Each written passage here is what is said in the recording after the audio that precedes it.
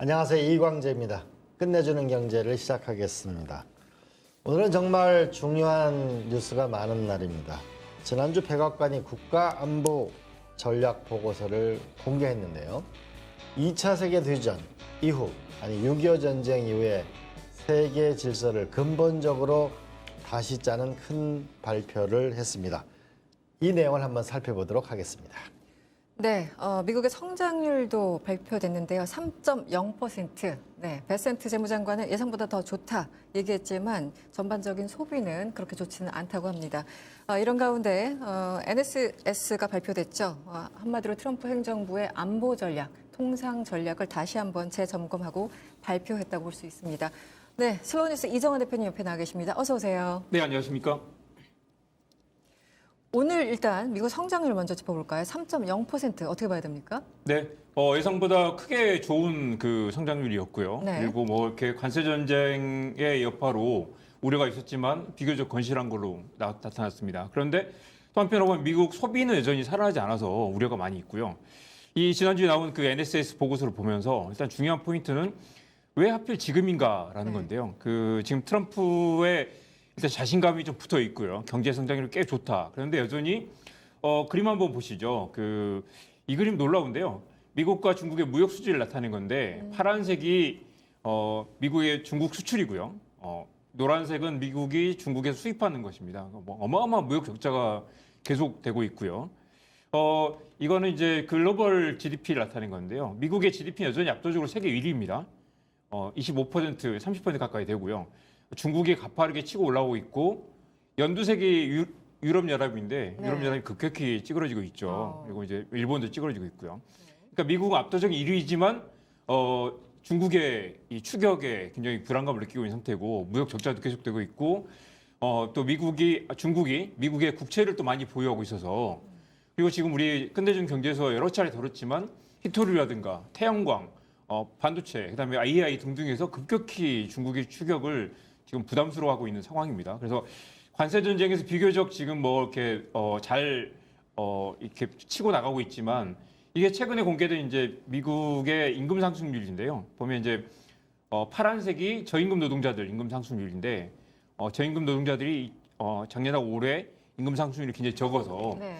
지금 내년에 당장 이제 중간 선거를 앞두고 있는데 트럼프의 지지 기반이 급격히 흔들리고 있는 상황. 그래서 트럼프는 굉장히 지금 이제 사실 좀 쫄리는 상황이고요. 네. 그런 상황에서 어제 마침 이제 이 국가 안보 전략 보고서가 나온 것입니다. 네. 보면 이제 성장률에 자신감은 있지만 위기감이 크고 전체적인 그 한마디로 정리를 해보면 미국은 이제 힘에 부친다. 그래서 이제 이게 전체적으로 이제 마가 보고서, 마가 로드맵이라고 할 수 있는데요. 미국을 다시 위대하게 만들려는 트럼프의 이 장대한 구상을 담았는데 기본적으로 크게 보면 미국이 원하는 것, 그다음에 미국이 다른 나라들에게 원하는 것을 정리한 보고서인데 크게 보면 이제 미국 경제 규모가 지금 30조 달러 정도 되는데요. 올해 중심으로 2030년까지 이게 잘 되면 40조 달러로 늘어날 수 있을 것이다라는 기대를 드러내고 있지만 전체적으로 보면 여러 가지 그 암울한 전망이 많습니다. 그림 한번 더 보십시오. 이게 이 아틀라스라는 이제 만화 한 장면인데 아시겠지만 아틀라스가 이렇게 지구를 떠받치고 있는 그 거인의 이야기잖아요. 네. 근데 이 보고서를 보면 아틀라스처럼 세계를 떠받치던 시대는 끝났다라는 말이 나옵니다. 이거 보면서 와, 이 늙은 미국의 불안이라는 생각이 들었는데요. 이 말은 이제 보면 이제 미국이 이런 말이 나옵니다. 미국의 역할을 잘못 계산했고 네. 과대평가했다라는 말이 나옵니다. miscalculated 그리고 overestimated라는 말이 나오는데요. 그 말은 우리가 더 이상 당신들을 지켜주지 않을 거다. 지켜줄 힘도 없고 돈도 많이 들고 우리는 이제 니네는 니네가 알아서 지켜라라는 게 하나 있고요. 또 하나는 그것 때문에 우리가 중산층과 산업 기반이 붕괴된 파괴적인 베팅이었다. 그러니까 우리가 당신들 지켜주느라고 돈을 많이 써가지고 너무 힘들다. 그래서 이제 당신들 지키느라고 우리가 죽게 생겼다라는 말을 굉장히 노골적으로 그다음에 이 보고서를 보면 와 국가 백악관 보고서 이렇게 적나라하다니. 그러니까 완전히 야, 우리 힘들으니까 이제 너네 못 지켜주고 니네 알아서 해야 되고 우린 더 이상 당신들의 큰형님이 아니야. 동네 큰형이 아니고 네. 앞으로 돈도 받을 거고 우리가 힘드니까 니네가 우리 도와줘야 돼라는 말을 굉장히 노골적으로 얘기하고 있어서 주말에 저는 이걸 보면서 너무 마음이 안 좋더라고요. 이게 우리가 어떤 시대를 통과하고 있는가. 어떻게 보면 이제 멀로 독트린이 200년 전 독트린이잖아요. 네. 그걸 다시 가져와서 트럼프 독트린이라는 걸 내놓았는데, 야, 이게 우리 완전히 그 다른 세계로 진입하고 있다. 게다가 이 미국의 이 어떻게 보면 이 깽판이 세계를 어떻게 뒤흔들어 놓을 것인가, 그런 불안감. 그리고 사실 이 거의 한국도 이제 거의 미국의 안보 전략의 최전선에서 거의 총알바지로 나오고 있다. 총알바지로 내몰리고 있다라는 그 지적이 나올 정도로 굉장히 암울한, 그리고 굉장히 비장한 그런 상황에 한국이 내몰려 있습니다. 네. 그 이정환 대표가 말씀하셨듯이 미국의 자신감과 위기감이 동시에 있는 거다. 자신감이라고 하면은 미국은 30조 달러를 하는 나라인데 네. 우리나라의 15배인데 3% 성장을 하고 있다는 거죠. 네. 어마어마한 거죠. 그렇죠. 그런 건 자신감이 있는데 또 한편으로 보면은 세계 GDP에서 차지하는 비중을 보면 26%.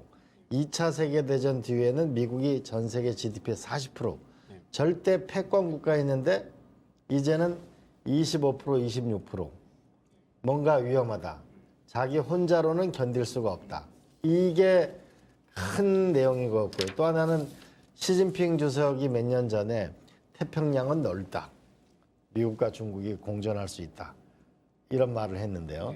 그러면 근본적으로 미국의 자신감과 또 한편의 위기감, 또 한편은 한국은 2조 달러밖에 안 되는데 경제 성장률은 1%밖에 안 되면 우리의 길은 무엇인가? 여기서 우리가 한번 근본적으로 생각해 보면 뭘 가장 많이 생각해 봐야 될까요? 일단 사실은 이제 미국은 중국의 이 급격한 성장의 위협을 느끼고 있는 것 같고요. 보면 말씀하신 대로 미국이 3% 성장률인데 중국은 5.8, 그 6% 성장을 계속하고 있거든요. 게다가 트럼프는 이번에 그 안보조약 보고서에 보면 이미 2016년 일기 때부터 중국의 위협을 굉장히 빠르게 동물적으로 파악을 했고요. 그래서 일기 4년 동안 중국에 대한 이 중국을 방어하고 견제하는데 굉장히 많은 노력을 했다가 네. 바이든 때 사실 때를 놓쳤다고 생각하고 있고요. 네. 지금 이제 집권하자마자 강력하게 관세 전쟁을 밀어붙이는 것도 중국에 맞서가지고 공급망을 걸 재건하려는 움직임. 그리고 특히 또 지금 이제 뭐 히토리라든가 반도체 등등을 다 미국 중심으로, 또 심지어 중국의 냄새만 묻어도 수입하지 않겠다라고 할 정도로 완전히 지금 이제 중국을 차단하는 형태로 가고 있잖아요. 그래서 이제 지금 이제 완전히 지금까지 다른 미국을 선언한다. 그리고 이 외교 안보 전략을 근본적으로 뒤집는 그런 선언을 했고요.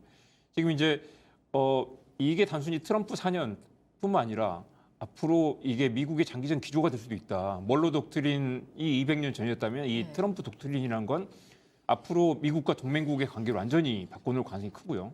미국은 또 외교를, 트럼프는 특히 외교를 거래로 보잖아요. 지금까지는 이제 뭐 큰 형님이 아니라 지금 이제 모든 거래에 책임이 따른다, 대가를 내야 된다라는 걸 지금 요구를 하고 있는 상황이고, 실제로 우리도 경험하고 있는 게 방위비 부담을 늘리라고 했고요. 관세 협상하고 났더니 330억 달러를 10년 동안 또 내라고 했잖아요. 지금 그러면 한국은 당장 방위비가 거의 3배 이상으로 늘어나게 되는 상황입니다.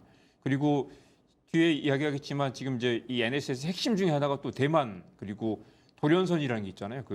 이 주요 섬들을 연결한 미국의 방어선인데 거기에 대만을 전진 기지로, 그리고 한국이 주한미군이 대만의 방어의 최전선을 맡아야 된다. 미국의 전진기지 역할을 요구하고 있는 상황입니다. 그래서 이렇게 되면 지금까지와 다른 한국이 미국과 완전히 동맹을 강화하면서 중국과 맞서야 되는 상황. 최전선에서 중국의 유사 상황에서는 중국과 전면전을 펼쳐야 되는 상황까지도 내몰릴 수 있다라는 위기감이 듭니다. 네. 저도 이 NSS 보고서를 이제 프린트해서 다 읽지 못했어요. 양이 뭐 한 29페이지인가 30페이지인가 그 정도 되는 것 같아서. 그런데 이 어떤 그 뉘앙스가 예전에는 굉장히 건조하게 이 세계 경찰 미국으로서 형님이 이렇게 할게, 정책의 어떤 방향을 얘기하는 것 같다면 이번에는 제가 해석을 잘못했는지 모르겠지만 뭔가 편지 쓰듯이 우리가 원하는 건 이런 거야. 맞습니다. 우리 이렇게 가자. 우리 더 이상 못 해먹겠다. 약간 뭐 이런 게 있어요. 그러면서 주요 원칙들 10대 원칙들이 있는데 이런 겁니다. 국익의 집중화, 힘을 통한 평화, 국가 우선주의, 그러니까 마가 딱 이런 거죠. 그리고 부담의 공유면 이전, 우리 burden sharing이라고 하죠. 그리고 재밌는 게 이상주의 우리 거절하겠다 이런 대목도 나옵니다. 인권이나 민주주의 가치가 아니라, 맞습니다. 그리고 뭐 그 중동의 평화 같은 것도 아니고, 그리고 중동의 뭐 국가 건설을 도와주고 그런 것도 아니고 국익으로 판단한다. 네. 국제기구 권고도 무시한다. 네. 게다가 심지어 중동의 평화를 위해서 싸우는 게 아니라 알아서 해라. 그러니까 지금 이스라엘에 힘을 실어주는 것도 이스라엘 중심으로 평화를 만들어봐라고 하고 네. 자기들은 발을 빼겠다는 거죠. 네. 그리고 지금 중국과 맞서 싸우는 것도 우리 힘이 우리도 힘드니까 네. 네. 한국과 일본이 좀 나서서 같이 싸우죠. 네. 그리고 미국이 잘 돼야 당신들에게도 좋다. 우리가 잘 돼야 세계 모두가 평화롭다라는 이야기를 어떻게 보면 이렇게 솔직하게 온몸을 다해서 네. 힘을 다해서 네. 보고서를 통해서 얘기를 하고 있던 미국이 혼자 싸우지 않겠다라는 이야기도 네. 계속했고 당신들이 더 많은 일을 해야 된다. Do more thing이라는 그런 말도 하고요. 그리고 이 또 재미있는 건 미국 노동자 우선이다. 그래서 네. 이 다른 나라의 안보 무임승차, 불공정한 무역 관행을 용납하지 않겠다라고 했는데 이게 일차적인 타겟은 중국이겠지만 다른 나라들에게 너네 중국 편을 설 거야, 미국 편을 설 거야라고 지금 계속해서 이 결단을 요구하고 있는 그런 네. 상황입니다. 네. 이번에 보고서에서 제가 좀 유의 깊게 본 거는 보고서에 북한 언급이 한 줄도 없다는 점. 네. 네, 이게 굉장히 특이하던데 이건 네. 어떻게 봐야 될까요? 맞습니다. 그림 한번 띄워주십시오. 제이비어 브런슨이라고요. 지금 미국 주한미군 사령관이 최근에 이런 지도를 네. 올리면서 아니 아마 다들 놀랐을 거예요. 주한미군 사령관이 직접 보도자료를 내는 경우가 있나? 게다가 주한미군 사령관은 중요한 역할이긴 하지만 이 뭐 미국 대사도 아니고 네. 이런 사람이 감히 한국 정부에게 메시지를 내서 이래라 저래라 하는 느낌이었어요. 근데 이 지도 한번 보십시오. 지도를 이렇게 뒤집어 놨는데 네. 180도 뒤집는 것도 아니고요. 뒤집은 다음에 살짝 오른쪽으로 틀었습니다. 네, 그렇게 그러네요. 보면 맨 아래 지금 이제 러시아가 있고요. 베이징이 있고 한국이 한가운데 있으면서 왼쪽 위에 도쿄, 그다음에 오른쪽 위에 마닐라가 필리핀이 보이죠. 네. 이 말은 뭐냐면 지금 베이징이 바다로 나갈 때 한국이 방파제 역할을 하잖아요. 한국이 가로막아야 되고 한국이 도쿄와 마닐라를 잇는 그리고 중간에 보면 대만이 있죠. 이 선을 잇는 최전선 역할을 해야 된다라는 이야기를 지금 주한미군 사령관이 네. 어떤 이제 뭐 가이드라인을 주고 있는 거죠. 이 그림을 보면서 무시무시하다는 생각이 들었던 건 미국이 한국을 굉장히 중요한 전략적 거점으로 보고 있다. 네. 사실 여기 계속 군사적 요충지로 보고 있다는 것이고요. 중국을 막기 위해서 한국을 어떤 이제 그런 전진 기지로 이용할 가능성이 높다라는 걸 주한미군 사령관이 이야기하고 있는 것입니다. 그리고 우리 이제 그 이 그림 보십시오. 이게 미국 정부 보고서에 나온 건데 네. 중간에 일본이라고 돼 있길래 제가 동해라고 다 붙여놨습니다. 그렇군요. 근데 네. 이 가운데 이제 빨간색 선이 도련선이라는 건데요. 이 도는 섬 도자고 련은 이제 쇠련이거든요. 쇠사슬련이라서 네. 이 섬을 쇠사슬로 엮는다라는 말인데 왼쪽에 있는 게 1차 도련선이고 오른쪽이 2차 도련선입니다. 네. 이 말은 뭐냐면 중국의 진출을 이 도련선으로 막겠다라는 건데 보시면 이제 일본과 오키나와 그다음에 대만이 있고 당연히 필리핀, 인도네시아까지 이렇게 연결돼 있죠. 보르네오까지 연결돼 있는데 이걸 막겠다. 만약에 중국이 이 대만을 치고 들어오면 이 도련선이 무너지는 거잖아요. 네. 무너지면 2차 도련선으로 물러나게 되는데 옛날에는 2차 도련선까지 설정해 놓은 거 여기까지 물러날 수 있다라는 의미였다면 이번 NSS 보고서에서는 1차 도련선을 지킨다. 그 말은 대만을 미국의 전진기지로 삼겠다. 대만을 공격하면 우리를 공격하는 것이다. 동시에 대만을 지키기 위해서 한국과 일본이 나서야 된다. 그러니까 우리가 하지 않겠다. 우리가 싸우는 게 아니라 당신들 땅은 당신들이 지켜라라는 것. 왜냐하면 동맹이고 동맹 안에 한국과 일본이 있기 때문에 이 도련선을 지키는데 한국과 일본이 돈도 내야 되고 군사력도 내야 되고 전쟁이 나면 직접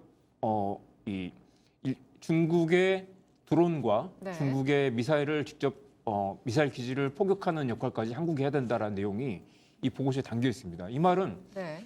우리가 그동안 뭐 이렇게 막연하게 생각했던 거, 미국이 이럴 거야 생각했던 것들을 완전히 그 텍스트로 담아서 네. 한국 정부에게 강력하게 쐐기를 박는 그리고 네. 앞으로 이게 아니면 앞으로 이런 식으로 갈 거다라는 강력하게 선언하는 그런 보고서였죠. 일련의 흐름들이 있었던 것 같습니다. 지난 8월이었습니까? 같은 분 같은데 주한미군 사령관이 네. 한국이 지정학적 위치로 보면 거대한 항공모함과 같다. 네. 이렇게 얘기를 했고 최근에 얼마 전에 해군 제독이 또 와서는 중국을 견제하기 위해서 한국이 제 역할을 해야 된다. 네. 가로 열고 그래서 핵 추진 잠수함을 이 사람들이 승인을 해준 게 아닌가. 그래서 굉장히 뭔가 잠깐 좋았다가 굉장히 좀 불쾌하다는 느낌도 들고 부담도 되고 이런 일련의 과정들이 있었던 것 같습니다. 그렇습니다. 핵추진 잠수함은 우리 다들 이제 그 여러 차례 분석이 있었지만 사실 한국 핵 추진 잠수함을 갖는 게 굉장히 강력한 이제 해상 장악력을 갖는다고 생각을 해왔죠. 네. 그런데 사실 또 전문가들 보면 북한의 잠수함은 이 서해 연근해에서 있기 때문에 낮은 바다에서 있기 때문에 핵 추진 잠수함으로 우리가 그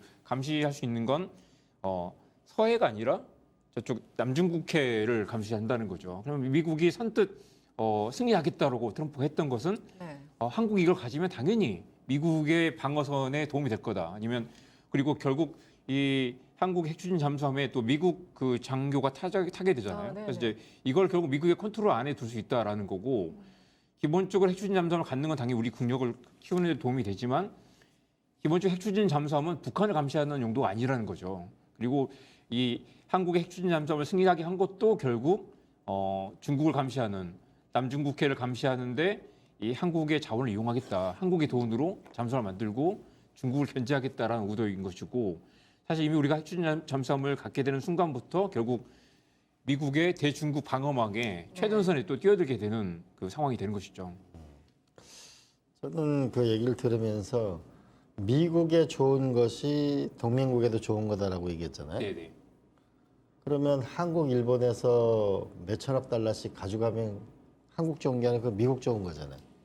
그러면은 한국, 일본에 뭐 좋은 일을 하면서 한국이 좋은 게 미국이 좋은 거 아닌가?